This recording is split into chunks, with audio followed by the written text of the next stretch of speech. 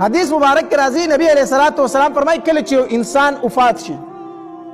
او فرشتې د ده دا روح واخلي بره اسمانونو ته یوسي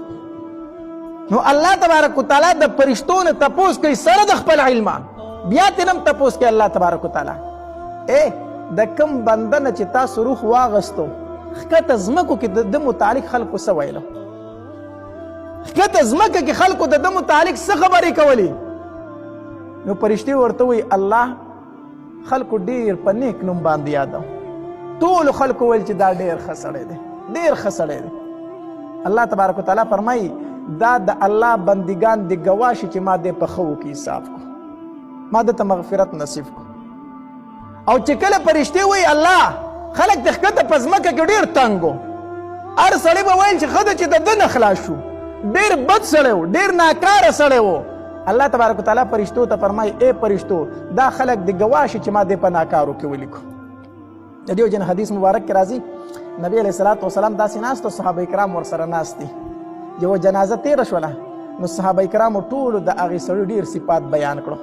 ډېر صفات یې بیان کړو ویره دا ډېر ښه سړی و دا کم سړی چې نن مړ دی نبی علیه الصلاۃ والسلام وفرمایل وجبت د دپاره واجب شو بیا څه ټایم بعد بله جنازه تېره شوه نو خلکو د هغه متعلق ډېرې خبرې وکړې یاره دا ډېر ناکاره سړی و خلک ترې نه ډېر تنګ و ډېر په عذاب کې و خلک ترې ډېر تړپوزي و ډېر ناکاره سړی و ښه د نن مړ شو نبی علیه السلام بیا وفرمایل وجبت صحابه کرامو تپوس وکړو د الله پاکه پیغمبره څه مطلب مخکې جنازه تېره شوه خلکو یې صفت وکړو تا وي د دپاره واجب شو وروستو بله جنازه تېره شوه خلکو د هغې بد وي تا بیا وي د دپاره واجب شو څه واجب شو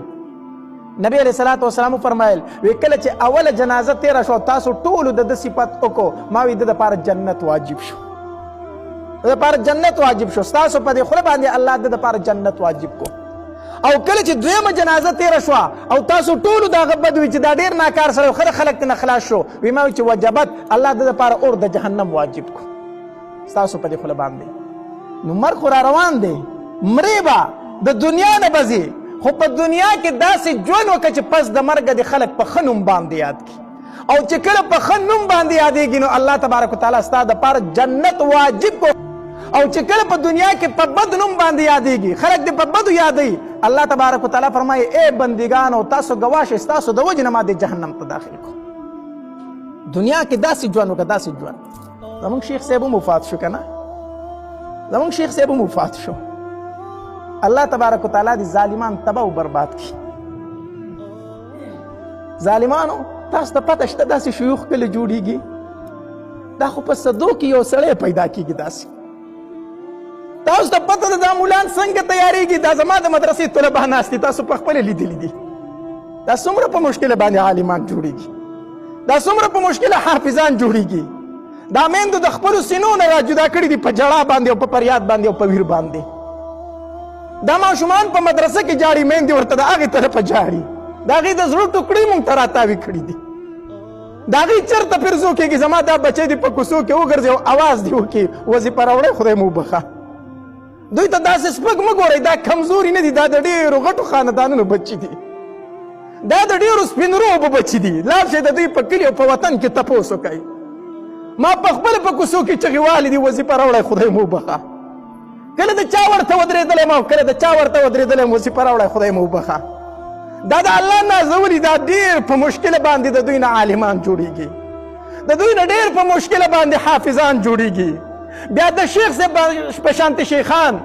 دا خو په مخ د ځمکه چېرته یو څو دانې وي دا خو ډېر په مشکله باندې تیار شوي ظالمه تا زموږ نه په یو ډز سره واخیستو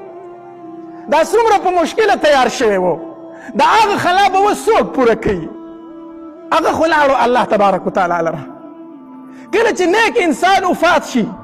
په ده پسې ځمکه جاړي په ده پسې اسمان جاړي د په ده پسې د درسونو هغه ځایونه جاړي په ده پسې د دغه طالبان جاړي شیخ صاحب الله بخلی دی په هغه پسې د هغه د احادیثو ځایونه جاړي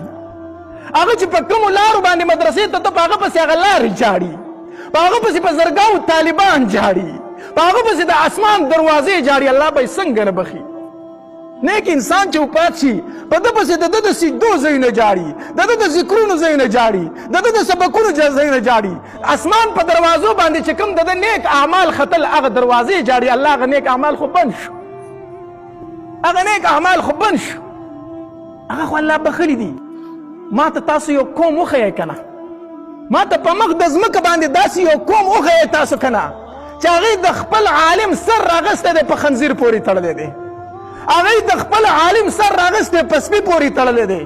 هغوی د خپل عالم سر راغستی په خر پورې تړلی. په مخ د ځمکه ما ته یو قوم وښیئ، زه یو قوم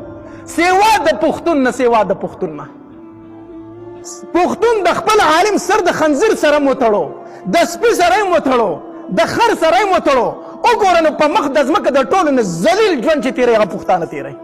وګوره که نه په مخ د ځمکه د ټولو نه ذلیل ژوند چې تېروي پښتانه تېروي. ولې تېروي؟ د خپل علماو ګستاخي کوي. ځکه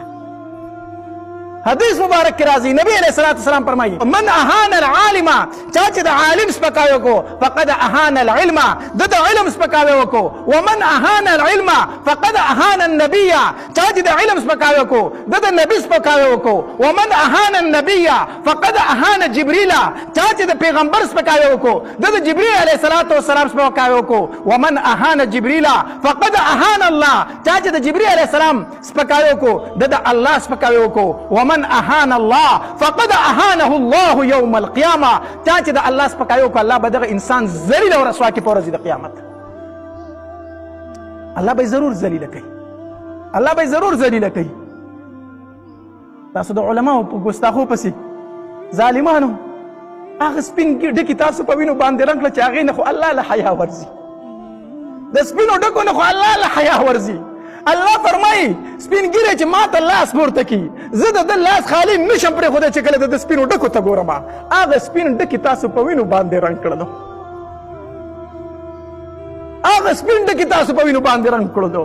او یا کاله زمونږ بچو ته قرآن وښودو، او یا کاله زمونږ بچو ته حدیث وښودل، مونږ ورته بدله دا ورکړه چې یو میاشت خو ورته کنځل وکړو او چې په هغې خو سینې یخې نه شي نو اخر کې خو ترې ګوله یې ویستله. نن د علماو سره دا سلوک شروع دی. نن د علماو سره دا سلوک شروع دی. قسم په الله ډېرې پاکې سترګې وجړلې ولې شوې، ډېر د معصومو سترګو نه اوښکې وبهېدې.